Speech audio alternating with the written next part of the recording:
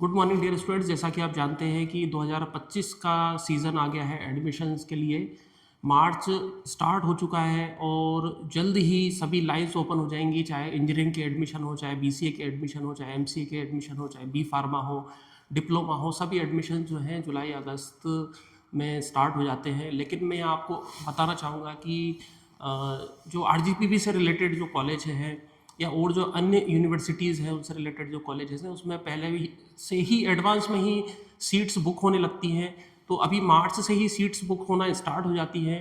और आज का जो वीडियो है वो खास कर है इस चीज़ को जानने के लिए कि कौन कौन से डॉक्यूमेंट्स आपको रेडी रखने चाहिए। देखिए, डॉक्यूमेंट्स में अगर आपके कुछ भी कमी होगी, गलत डॉक्यूमेंट्स अगर आप अपलोड कर देते हैं तो उस कंडीशन में क्या क्या प्रॉब्लम आ सकती है। पहली प्रॉब्लम कि आपके एडमिशन कैंसिल हो सकता है आपका एडमिशन कंफर्म ना हो पाए, है ना। दूसरी चीज़ है सबसे इम्पोर्टेंट कि जो स्कॉलरशिप आती है खासकर ओबीसी और एससी के स्टूडेंट्स जो कि फ़ीस पर डिपेंडेंट होते हैं कि हम अपनी फ़ीस घर से नहीं दे सकते, स्कॉलरशिप जब गवर्नमेंट हमको देगी तभी हम जो है फ़ीस भर पाएंगे। तो अगर आप गलत डॉक्यूमेंट देते हैं, डॉक्यूमेंट्स लेट देते हैं या नहीं सबमिट कर पाते हैं तो आपकी स्कॉलरशिप खतरे में पड़ जाती है और कई बार जो है स्टूडेंट को अपने जेब से फ़ीस भरनी पड़ जाती है। उस कंडीशन में उसको बहुत भारी जो है फाइनेंशियल बर्डन हो जाता है।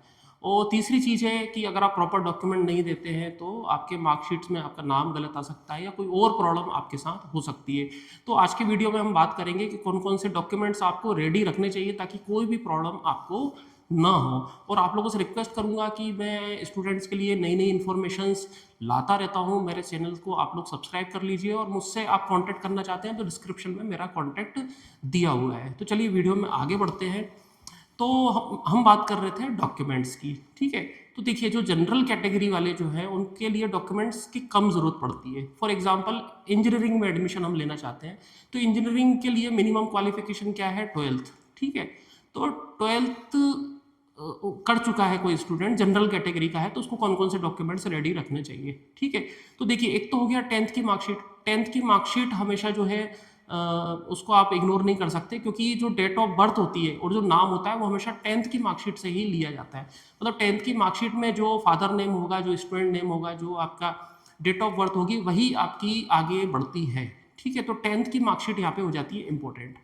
12th की मार्कशीट इसलिए ज़रूरी है क्योंकि आपकी एलिजिबिलिटी उसी से चेक होगी कि आप एलिजिबल हैं या नहीं, आपका परसेंटेज कितने हैं, आपका सब्जेक्ट कौन सा था, वो आपके 12th की मार्कशीट से क्लियर होगा।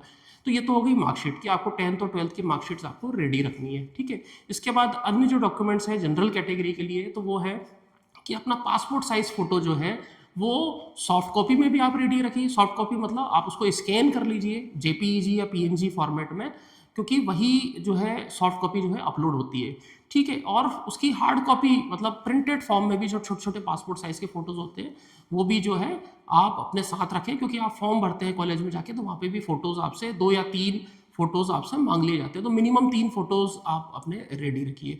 फ़ोटोज़ में क्या ध्यान रखना है आपको? फ़ोटोज़ में ध्यान रखिए कि डिसेंट आपका फ़ोटो होना चाहिए। डिसेंट से मतलब ये है कि बैकग्राउंड आपका प्लेन होना चाहिए, यानी वाइट बैकग्राउंड आपका होना चाहिए, ठीक है। और आप जो ड्रेस उसमें पहनते हैं वो किसी स्पेसिफिक कॉलेज या स्पेसिफिक स्कूल की नहीं होनी चाहिए। वो एक कॉमन कोई भी एक कलर की शर्ट हो सकती है, ठीक है।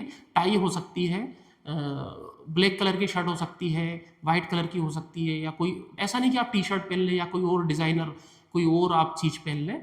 उसमें कई बार फ़ोटो जो है रिजेक्ट हो जाता है और फिर हमको एकदम से दूसरा फ़ोटो हमको खिंचवाना पड़ जाता है, ठीक है। तो फ़ोटो हमेशा डिसेंट हो, साइड फ़ोटो ना हो, लोग साइड से खिंचवा लेते हैं, स्टाइलिश फ़ोटो खिंचवा लेते हैं। सामने ऐसा बैठा हुआ फ़ोटो आपके साथ आपका होना चाहिए, ठीक है, जिसमें पूरा यहाँ से लेके पूरा ये आपका बहुत क्लियर आपका दिखना चाहिए, ठीक है। उसमें कुछ लोग अपना नीचे नाम भी लिखवा लेते हैं, डेट ऑफ बर्थ भी लिखवा लेते हैं, तो उसमें कोई दिक्कत नहीं है, वो आप करवा सकते हैं, ठीक है। और क्या चीज़ें आपको रेडी रखना है? और देखिए, आपने अगर जेडबलई का एग्ज़ाम दिया है तो आप जेडबलई की मार्कशीट भी आप साथ ले जाएं। अगर आपने जेडबलई नहीं दिया है तो कोई बात नहीं है, ठीक है। तो ये हो गया जनरल कैटेगरी के लिए डॉक्यूमेंट्स। इसके अलावा जो डॉक्यूमेंट्स है वो है आधार कार्ड, है ना। बैंक की पासबुक की उतनी ज़्यादा ज़रूरत नहीं है, लेकिन आधार कार्ड आपके लिए हो जाता है इंपॉर्टेंट, ठीक है। तो आधार कार्ड और 10th की मार्कशीट और 12th की मार्कशीट और पासपोर्ट साइज फ़ोटो, ये इतने डॉक्यूमेंट्स जो हैं जनरल कैटेगरी वालों के लिए ज़रूरी है, ठीक है। अब हम बात करते हैं ओबीसी कैटेगरी। देखिए, ओबीसी की जैसी बात आती है तो बात आ जाती है कि स्कॉलरशिप की ज़रूरत पड़ेगी, है ना। स्कॉलरशिप का फॉर्म आप भरेंगे। अब देखिए, चाहे ओबीसी हो चाहे एससी एसटी हो, सभी के लिए डॉक्यूमेंट्स जो है कौन कौन से बढ़ जाएंगे, जो जनरल कैटेगरी वालों के लिए मैंने बताया आपको, 10th की मार्कशीट, 12th की मार्कशीट, पासपोर्ट साइज फोटो और आधार कार्ड, ये तो चाहिएंगे ही सभी को। अब ये तो 4 डॉक्यूमेंट आपको चाहिए। कौन से 3 नए डॉक्यूमेंट जुड़ जाएंगे? पहला डॉक्यूमेंट है इनकम सर्टिफिकेट, जिसको हम बोलते हैं आय प्रमाण पत्र, ठीक है, तो ये आपका होना चाहिए, ठीक है। दूसरी चीज है आपका जाति प्रमाण पत्र, मतलब आप कौन से कास्ट के हैं, ओबीसी के हैं, एससी के हैं, एसटी के हैं, तो दूसरा डॉक्यूमेंट्स ये आपके पास होना चाहिए। तीसरा डॉक्यूमेंट्स क्या होना चाहिए? तीसरा डॉक्यूमेंट होना चाहिए आपके पास डोमिसाइल। डोमिसाइल मतलब आप मूल निवासी कहाँ के हैं। जैसे आप भोपाल में एडमिशन लेना चाह रहे हैं, इंदौर में एडमिशन लेना चाह रहे हैं, एमपी में एडमिशन लेना चाह रहे हैं, तो आप एमपी के हैं या नहीं है। ऐसा तो नहीं कि आप बिहार के हैं या यूपी के हैं, तो वो डोमिसाइल सर्टिफिकेट, जिसको हम बोलते हैं मूल निवासी प्रमाण पत्र, वो आपके पास होना चाहिए। तो ये 3 डॉक्यूमेंट एक्स्ट्रा जो है ओबीसी, एससी और एसटी के होना चाहिए। और एक इंपॉर्टेंट चीज कि ये तीनों डॉक्यूमेंट्स आपके डिजिटल फॉर्म में होना चाहिए, ठीक है। पुराने ज़माने में फिजिकल फॉर्म में बनते थे, यानी उसकी डिजिटल कॉपी नहीं होती थी, तो डिजिटल कॉपी इसकी होनी चाहिए। और इसमें एक चीज़ और इम्पोर्टेंट हो जाती है, इनकम सर्टिफिकेट जो होता है आपका आय प्रमाण पत्र, वो आपका एक्सपायर ना हो गया हो। अधिकतर स्टूडेंट क्या करते हैं, एक्सपायर हो जाता है, हर 3 साल में एक्सपायर हो जाता है डॉक्यूमेंट, और वो डॉक्यूमेंट हम जमा कर देते हैं, वहाँ पे फिर प्रॉब्लम आती है। तो ध्यान रखिए कि वो एक्सपायर तो नहीं हो गया है वो डॉक्यूमेंट्स, ठीक है। और यहाँ पे मैं 2 डॉक्यूमेंट्स की बात और करूँगा, वो है आपका जो कि कॉलेज से मिलता, जो कि आपके स्कूल से मिलेगा, वो है आपका टीसी और कैरेक्टर सर्टिफिकेट, ठीक है। ये तो बहुत ही इंपॉर्टेंट है, चाहे जनरल का हो, चाहे ओबीसी का हो, चाहे एससी एसटी का हो, ठीक है।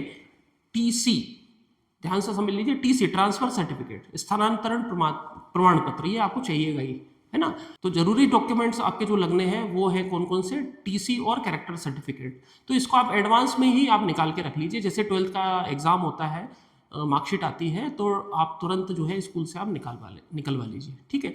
यहाँ पे मैं एक डॉक्यूमेंट का और जिक्र करना भूल गया हूँ, वो है माइग्रेशन सर्टिफिकेट, जो कि आपको मिलता है आपके स्कूल से, ठीक है। माइग्रेशन सर्टिफिकेट का मतलब ये होता है कि आप एक यूनिवर्सिटी या एक बोर्ड से आप दूसरी यूनिवर्सिटी या दूसरे बोर्ड में आप स्विच कर रहे हैं, तो उसके लिए लगता है माइग्रेशन सर्टिफिकेट। लेकिन ये जरूरी नहीं है कि एडमिशन के टाइम ये सर्टिफिकेट आपके पास हो, एडमिशन होने के बाद भी आप इसको जमा कर सकते हैं, लेकिन रजिस्ट्रेशन के पहले। तो एडमिशन पहले होता है, फिर बाद में जब आप एडमिशन ले चुके होते हो, पढ़ाई शुरू हो चुकी होती है, फिर होता है आरजीपीवी में एनरोलमेंट। तो एनरोलमेंट के टाइम पे माइग्रेशन सर्टिफिकेट की जरूरत सभी को पड़ती है, चाहे जनरल हो, चाहे ओबीसी हो, चाहे एससी एसटी कैटेगरी के हो। अब स्टूडेंट्स की क्वेरी ये रहती है कि एडमिशन के टाइम पे मान लीजिए आपके पास टीसी नहीं है, कैरेक्टर सर्टिफिकेट नहीं है, इनकम सर्टिफिकेट नहीं है, कास्ट सर्टिफिकेट नहीं है, तो क्या एडमिशन हो पाएगा? तो यहाँ पे आंसर है हाँ, बिल्कुल आपका एडमिशन, प्रोविजनल एडमिशन आपका हो जाएगा, एडमिशन में कोई प्रॉब्लम नहीं है। लेकिन जैसे ही आपका एडमिशन होता है तो फिर ये डॉक्यूमेंट्स जो है तुरंत अपलोड करने होते हैं, और तब ये हमको डॉक्यूमेंट्स जो है आपके पास होना अनिवार्य है, ठीक है। टीसी और कैरेक्टर सर्टिफिकेट ये थोड़ा सा लेट आप एडमिशन के बाद भी आप जमा कर सकते हैं, पर आप कोशिश कीजिए कि ये सभी चीज़ें एडवांस में होंगी, तो आपको आगे चल के प्रॉब्लम नहीं होगी, और आपके स्कॉलरशिप में कोई प्रॉब्लम नहीं आएगी, और आपका जो है एडमिशन प्रॉपर जो है बना रहेगा। तो आज के वीडियो देखने के लिए थैंक यू, मिलते हैं नेक्स्ट वीडियो में, थैंक यू।